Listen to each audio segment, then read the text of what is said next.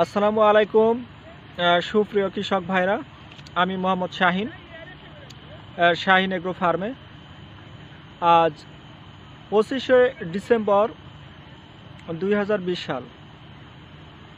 তো আমি আজকে আপনাদের সামনে যে কুলের বিষয় নিয়ে আলোচনা করব, আর তা হচ্ছে আগাম থাই গোল্ডেন কালারের অত্যন্ত মিষ্টি একটি কুল। যে কুলটি আমি চাষ করেছি আপনারা দেখেন,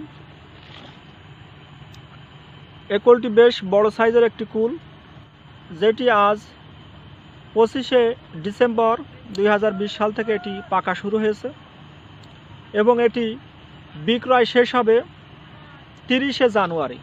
এই কুলটি একবার পাক শুরু হলে গাছের সব কুল একই সাথে পাকা শুরু করে।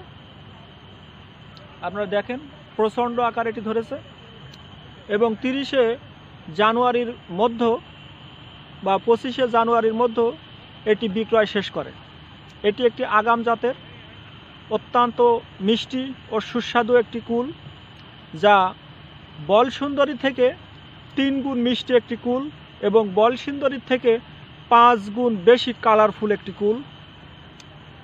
এই কুলটি অত্যন্ত ধরনশীল, এটি বল সুন্দরী থেকে 2 গুণ ধরনশীল বেশি, ধারণ ক্ষমতা সম্পন্ন এবং এটি একটি রোগহীন কুল।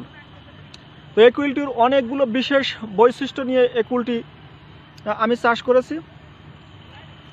তো এই কুলটি রোপণের প্রথম বছর আপনার প্রতি গাছ প্রতি 40 থেকে 50 কেজি এমনকি 70 কেজি পর্যন্ত ফল উৎপাদনে সক্ষম।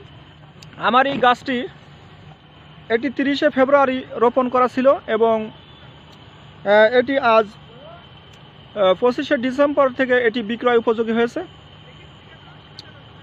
তো গোল্ডেন কালারের বিশেষ করে এই ধরনের অত্যন্ত কালারফুল একটি কুলের জাত বা কুল খুঁজে পাওয়া অত্যন্ত মুশকিল। আপনারা দেখেন আমার গাছগুলো 10 ফিট কিংবা 15 ফিট পর্যন্ত উচ্চতা হয়েছে এবং প্রতিটি কুলই প্রায় অ্যাডাল্ট হয়ে গেছে এবং প্রতিটি কুলই প্রায় বিক্রয় উপযোগী। আমি এখন আপনাদেরকে আরেকটি গাছে নিয়ে যাব, দ্বিতীয় গাছটি দেখুন। কৃষক ভাইরা, থাই গোল্ডেন কালারের অত্যন্ত মিষ্টি এই কুল কি পরিমাণ ধরেছে। গাছের একদম উপর থেকে নিচে অবধি এই কুলটি ধরেছে। অত্যন্ত মিষ্টি এই কুল, আপনারা এটি চাষ করতে পারেন। এই গাছের কুল প্রথম বছর গাছ প্রতি 40 থেকে 50 কেজি কুল অনায়াসে ধরে এবং এটি একটি রোগহীন জাতের কুল। এই কুলের বিশেষ কোনো রোগবালাই নেই। তো আমি আপনাদের সামনে একটি পাকা কুল খেয়ে আপনাদেরকে দেখাচ্ছি। গোল্ডেন কালারের এই কুল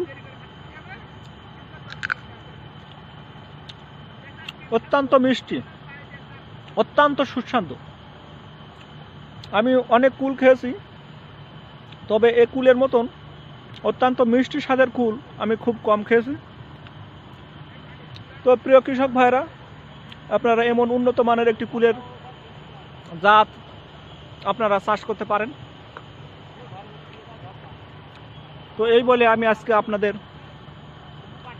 এই গোল্ডেন কালারের কুলের আলোচনার বিষয়টি সমাপ্ত করছি। ধন্যবাদ।